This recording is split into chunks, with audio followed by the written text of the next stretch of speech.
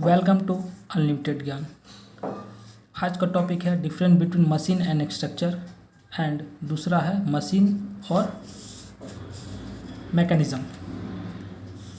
चलिए देखते हैं मशीन और स्ट्रक्चर में क्या डिफरेंट है। पहला मशीन की ओर देखते हैं। मशीन में relative motion between two its parts. Machine में कोई एक रिलेटिव मोशन होता है पार्ट्स में। स्ट्रक्चर में कोई भी रिलेटिव मोशन नहीं होता। इसको और कैसे समझेंगे, इसका एग्जांपल से हम लोग समझेंगे। एग्जांपल इसका होता है shaper machine, lathe machine, screw jack etc. इसमें होता है roof trusses, bridges, buildings, machine frames etc. मतलब इसमें एक रिलेटिव मोशन है, इसमें कोई मोशन नहीं है। जैसे ब्रिज हो गया, बिल्डिंग हो गया, इसमें कोई मोशन नहीं है। सिंपल है। आगे देखते हैं मशीन में third point, link are connected to transmit motion and force which are dynamic. इसमें फोर्स डायनेमिक होता है, स्टैटिक होगा या काइनेमेटिक होगा। लेकिन अगर इसमें स्ट्रक्चर में हम लोग देखते हैं तो स्ट्रक्चर में होता है बस इसका उल्टा। ये फोर्स ट्रांसमिट फोर्स कर लेता है पर लोड, कैरी लोड में। जिस तरह एक ब्रिज में देख सकते हैं, ब्रिज में फोर्स जो लगता है वो एक लोड लगता है, लोड बदल जाता है, लोड लेते हैं। इसमें वैसा नहीं है, ये मोशन होता है और ये लोड होता है। ये यहाँ पे हम लोग कर सकते, ट्रांसमिट मोशन कर सकते हैं या इसमें बोल सकते हैं कैरिंग लोड। ठीक है, आगे देखते हैं fourth point, it transmit mechanical work or it transmit force only. Simple है, ये ट्रांसमिट मैकेनिकल वर्क करता है। जैसे आईसी इंजन है, मैकेनिकल वर्क कर रहा है, स्क्रू जैक है, सैपर, ये सब मैकेनिकल वर्क कर रहा है। ये सिर्फ फोर्स ट्रांसफर कर रहा है। यानी एक पुल में जैसे एक ब्रिज है, ऊपर से जब गाड़ी जा रही थी, इसमें एक फोर्स लग रहा है। ये फोर्स इधर आ रहा था नीचे की ओर, ये नीचे की ओर, ये फोर्स ट्रांसमिट कर रहा है। जबकि मशीन में स्ट्रक्चर ट्रांसमिट करता है।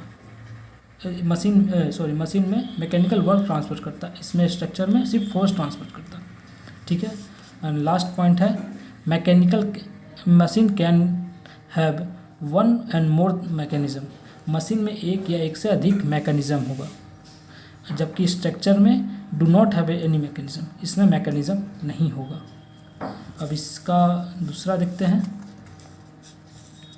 Different between machine and mechanism में। मशीन और मैकेनिज्म में क्या अंतर है। मशीन में फिर जैसे हम लोग पहला देख चुके हैं, machine it convert available energy into the useful work.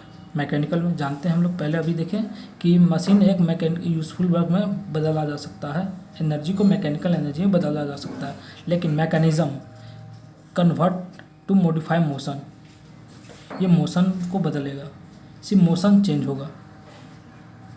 इसका एग्जांपल्स हम लोग समझ सकते हैं। जैसे एक टाइपराइटर या क्लॉक, घड़ी में सिर्फ एक मोशन चेंज होता है, लेकिन मशीन में ऐसा नहीं है।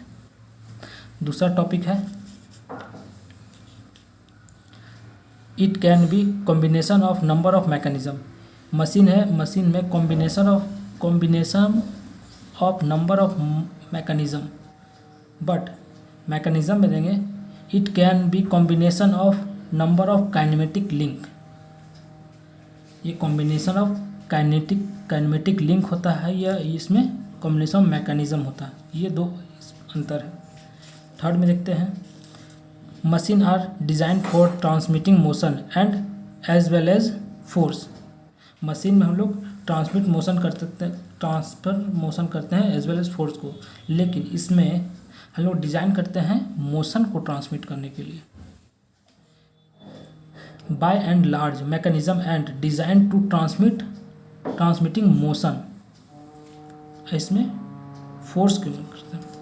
चौथा पॉइंट है every machine is either mechanism. हर मशीन एक मैकेनिज्म है, और मैकेनिज्म में every mechanism is not necessarily to machine. कोई ज़रूरी नहीं है कि हर मैकेनिज्म एक मशीन हो, लेकिन हर मैकेनिज्म मशीन होता है। ठीक है।